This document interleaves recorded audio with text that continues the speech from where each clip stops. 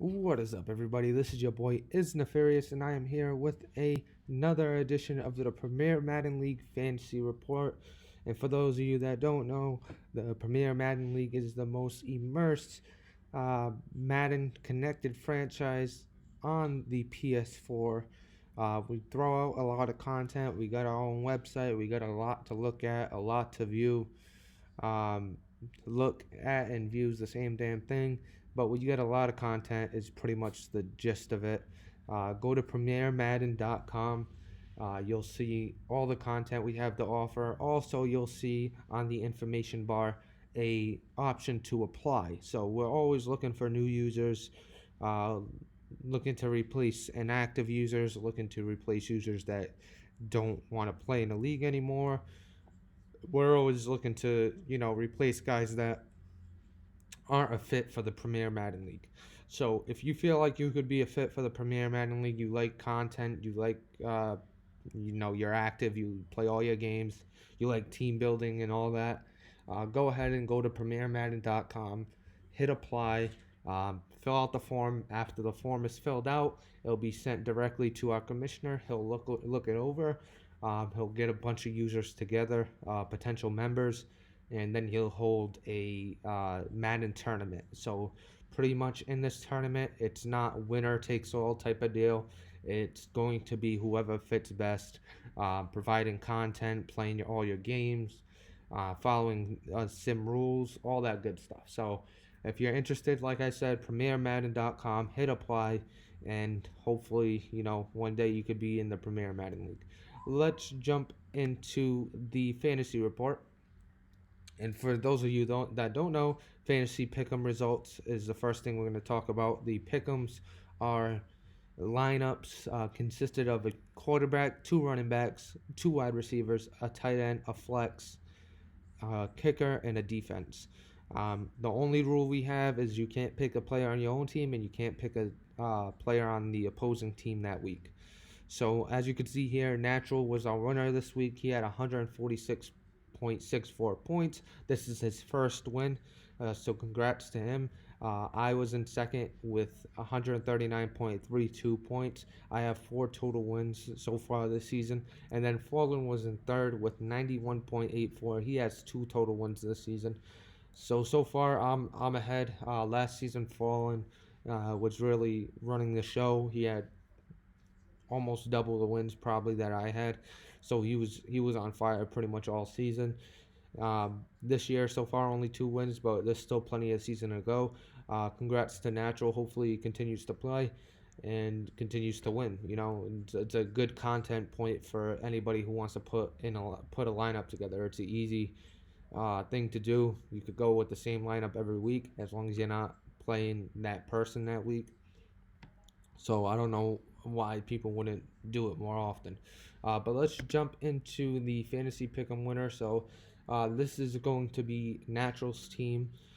As you could see, he had Ben Roethlisberger as his quarterback. He had 32.04 points. Then he had Ito Smith as his RB1. He had 14.7 points.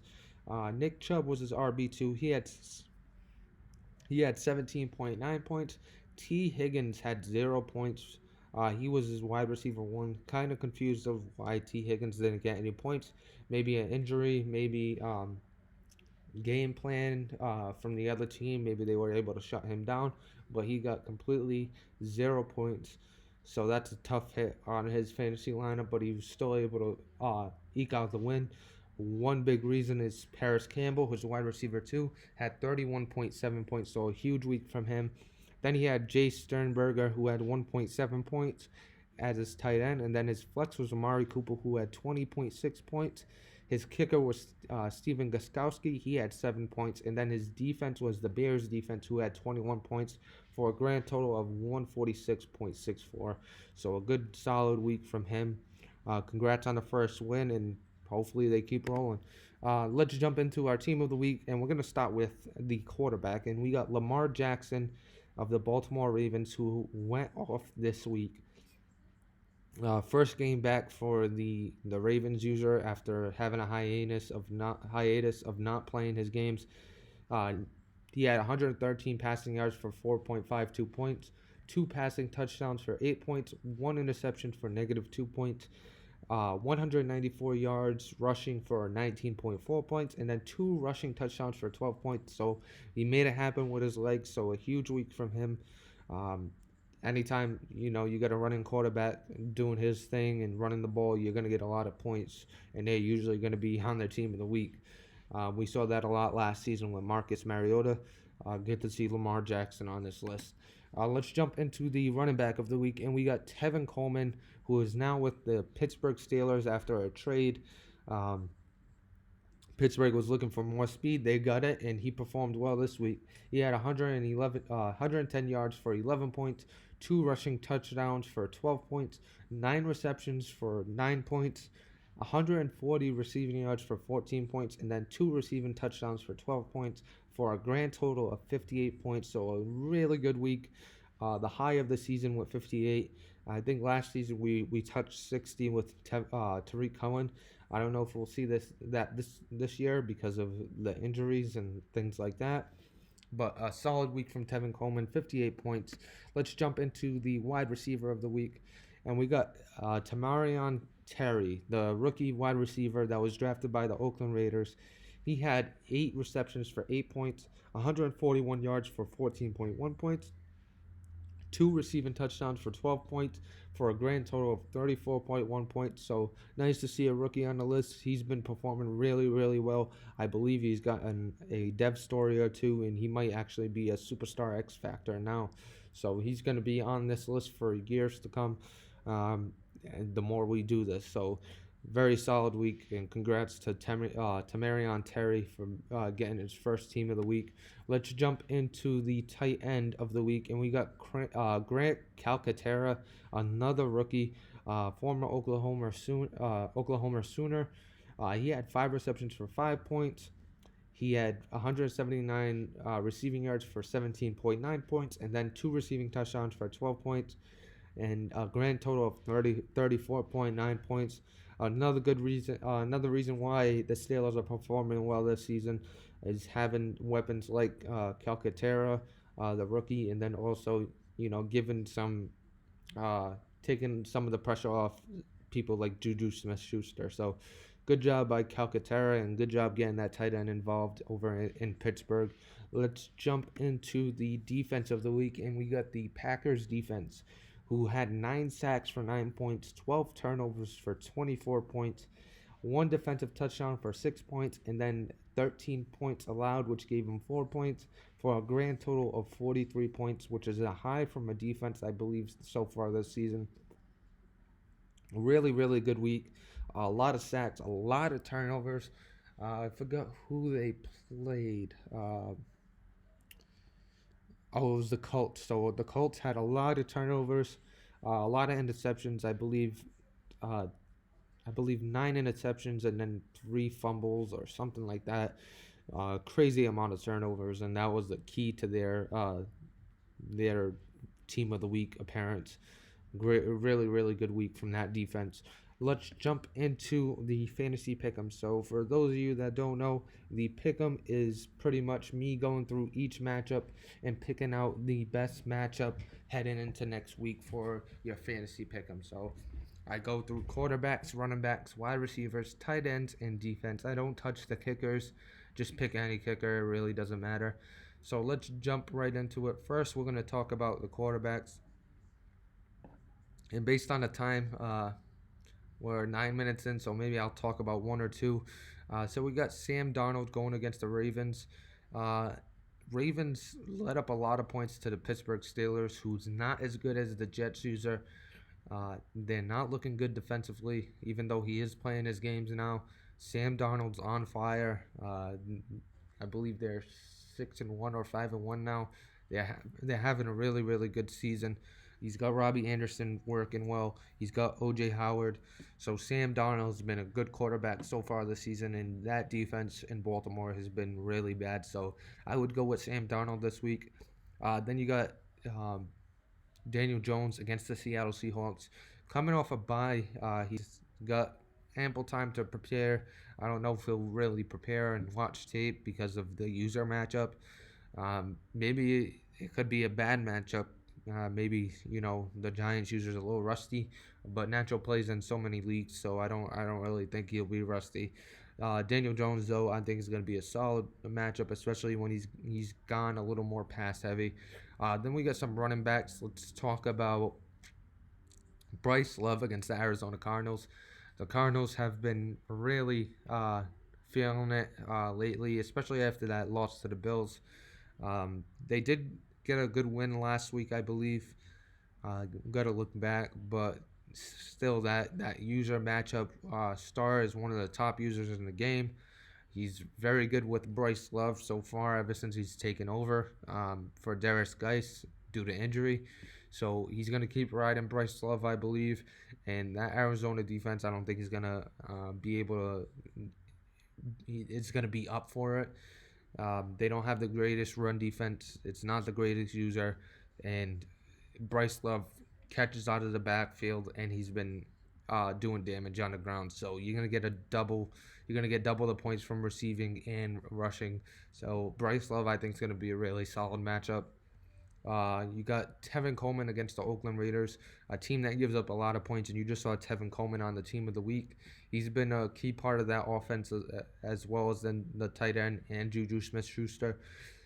Going up against the Oakland Raiders, who have a defense that's been getting hit hard all season, kind of like the Baltimore Ravens.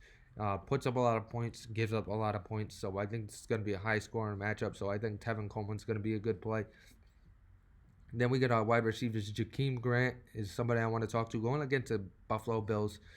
Josh Rosen's the quarterback. As you could see, I have him on my pick'ems.